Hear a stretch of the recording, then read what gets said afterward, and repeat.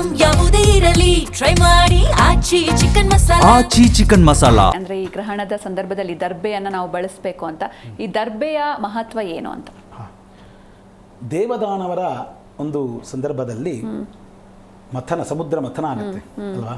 ಸಮುದ್ರ ಮಥನವಾದಾಗ ದೇವತೆಯರು ಒಂದು ಕಡೆ, ದಾನವರು ರಾಕ್ಷಸರ ಒಂದು ಕಡೆ, ವಾಸುಕಿಯ ಬಾಲ ಮತ್ತು ಹೆಡೆಯನ್ನು ಇಟ್ಕೊಂಡು ಮಂದರ ಪರ್ವತವನ್ನ ಕಡುಗೋಲಿನಲ್ಲಿ ಇಟ್ಟು ಕಡಿತಾ ಹೋಗ್ತಾರೆ. ಆಗ ಎಲ್ಲ ಕೂಡ ಬರ್ತದೆ, ಕಲ್ಪವೃಕ್ಷ, ಉಚ್ಛ್ರೇಷವಸು, ಕುದುರೆ ಎಲ್ಲವೂ ಬಂದಾಗ ಕೊನೆಯಲ್ಲಿ ವಿಷನೂ ಕೂಡ ಬರ್ತದೆ.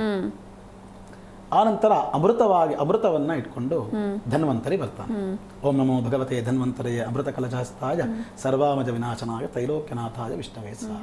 ಆ ಧನ್ವಂತರಿ ಬಂದಾಗ ಅದಕ್ಕೆ ಇಬ್ಬರಿಗೂ, ರಾಕ್ಷಸರಿಗೂ ದೇವತೆಗಳಿಗೂ, ರಾಕ್ಷಸರನ್ನು ತಗೊಳ್ಬೇಕು ಅಂತೇಳಿ ಆಗ ವಿಷ್ಣು ಮೋಹಿನಿ ಅವತಾರವನ್ನು ತಾಳ್ತಾನೆ. ಆ ಕತೆ ಗೊತ್ತಿದೆ ನಿಮಗೆ. ಆನಂತರ ಏನಾಗುತ್ತೆ, ದೇವತೆಗಳು ಆ ಇದನ್ನು ತಗೊಂಡು ಹೋಗಬೇಕಾದ್ರೆ, ಅಥವಾ ರಾಹು ಏನು ಮಾಡ್ತಾನೆ, ಆ ಅಮೃತವನ್ನು ಸ್ವೀಕಾರ ಮಾಡಲಿಕ್ಕೆ ಬಂದಾಗ ವಿಷ್ಣುವಿಗೆ ಗೊತ್ತಾಗ್ತದೆ. ಹಾಗಾಗಿ ತನ್ನ ಚಕ್ರದಿಂದ ಅವನ ಶಿರವನ್ನು ತೆಗಿತಾನೆ. ಹಾಗಾಗಿ ಅವನಿಗೆ ಸರ್ಪದ ಒಂದು ಸ್ಥಿತಿ. ಆ ಸಂದರ್ಭದಲ್ಲಿ ತಗೊಂಡು ಓಡುವ ಸಂದರ್ಭದಲ್ಲಿ ಆ ಅಮೃತ ಬಿಂದುಗಳು ದರ್ಬೆ ಮೇಲೆ ಬೀಳ್ತದೆ. ಹಾಗಾಗಿ ಅಮೃತತ್ವ ಆ ದರ್ಬೆಯಲ್ಲಿ ಇದೆ. ಅದು ನೋಡಿರ್ತಕ್ಕಂತಹ ಸರ್ಪ ಅದನ್ನು ತಗೊಳ್ಳಕ್ಕೆ ಬರುತ್ತೆ. ದರ್ಬೆ ಹರಿತವಾಗಿರ್ತಕ್ಕಂಥ ಬಹಳ ಶಾರ್ಪ್ ಇರುತ್ತೆ ದರ್ಬೆ, ಕೈ ಕುಯ್ದೋಗುತ್ತೆ. ಅದನ್ನ ತಗೊಳಕ್ ಬಂದಾಗ ಆ ನಾಲಿಗೆ ಎರಡು ಸೀಳೋಗುತ್ತೆ ಹಾವಿಗೆ, ಅದಕ್ಕೆ ಎರಡು ನಾಲಿಗೆ ಅಂತ. ಆ ರೀತಿಯಾಗಿ ಒಂದು ಪುರಾಣದಲ್ಲಿ ಕಥೆ ಇದೆ. ಹಾಗಾಗಿ ಅಮೃತತ್ವದ ಒಂದು ಸಿದ್ಧಿ ಇದೆ, ಅಮೃತತ್ವದ ಒಂದು ಅಂಶ ಇದೆ ಆ ದರ್ಬೆಯಲ್ಲಿ. ಹಾಗಾಗಿ ಎಲ್ಲ ಪೂಜಾ ಕಾರ್ಯಗಳು, ಅಪರ ಕಾರ್ಯಗಳು ಎಲ್ಲ ಕಡೆಯಲ್ಲೂ ಪೂರ್ವ ಅಪರ ಕಾರ್ಯಗಳಲ್ಲಿ ದರ್ಬೆಗೆ ವಿಶೇಷವಾಗಿರ್ತಕ್ಕಂತಹ ಒಂದು ಮಹತ್ವವನ್ನ ನಮ್ಮ ಹಿರಿಯರು ಕೊಟ್ಟಿದ್ದಾರೆ. ಹಾಗಾಗಿ ದರ್ಬೆಯಲ್ಲಿ ಆ ಶಕ್ತಿ ಇದೆ. ಹಿಂದೆ ಮಹಾಭಾರತದಲ್ಲಿ ನೋಡ್ಬೋದು, ಪಾಂಡವರು ಕೌರವರು ಸಣ್ಣ ಮಕ್ಕಳಿದ್ದಾಗ ಆಟ ಆಡ್ತಿರ್ತಾರೆ. ಆಗ ಒಂದು ಬಾವಿಯಲ್ಲಿ ಬಾಲು ಬಿದ್ದು ಹೋಗ್ತದೆ. ದ್ರೋಣಾಚಾರ್ಯರು ಆಗ ಬರ್ತಾರೆ. ದರ್ಬೆಯ ಹಗ್ಗವನ್ನು ಮಾಡಿ ಅಭಿಮಂತ್ರಿಸಿ, ಆ ದರ್ಬೆಯ ಹಗ್ಗವನ್ನು ಮಾಡಿ ಆ ಬಾಲನ ಒಂದು ಚೆಂಡನ್ನು ತೆಕ್ಕೊಡ್ತಾರೆ.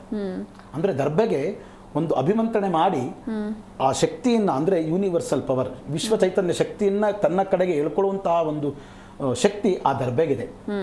ಹಾಗಾಗಿ ದರ್ಬೆಯನ್ನು ಇಡೋದ್ರಿಂದ ಈ ಗ್ರಹಣ ಕಾಲದಲ್ಲಿ ಅದರಲ್ಲಿ ಬರುವಂತಹ ಪರಿಣಾಮಗಳನ್ನು ನಿವಾರಣೆ ಮಾಡಿಕೊಳ್ತಕ್ಕ ಶಕ್ತಿ ದರ್ಬೆಯಲ್ಲಿರೋದ್ರಿಂದ ದರ್ಬೆಯನ್ನು ಅವಶ್ಯವಾಗಿ ಬಳಸಲೇಬೇಕು.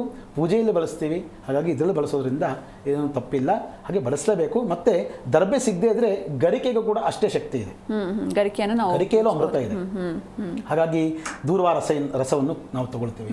ಯಾವುದು ಬೇಡ, ಉದಾಹರಣೆಗೆ ನಾಯಿ ಏನನ್ನು ತಿಂದು ಅಜೀರ್ಣವಾದಾಗ ಗರಿಕೆಯ ಕುಡಿಯನ್ನು ತಿಂತದೆ ಗೊತ್ತಾ, ತಿಂದ್ಬಿಟ್ಟು ಎಲ್ಲ ಕಕ್ಕಿ ವಾಂತಿ ಮಾಡ್ತಾರೆ. ಅಂದ್ರೆ ಗರಿಕೆಯಲ್ಲಿ ಅಷ್ಟು ಶಕ್ತಿ ಇದೆ ಅಂತ ಹೇಳಿ ಗರಿಕೆಯನ್ನು ಕೂಡ ಹಾಕ್ಬೋದು.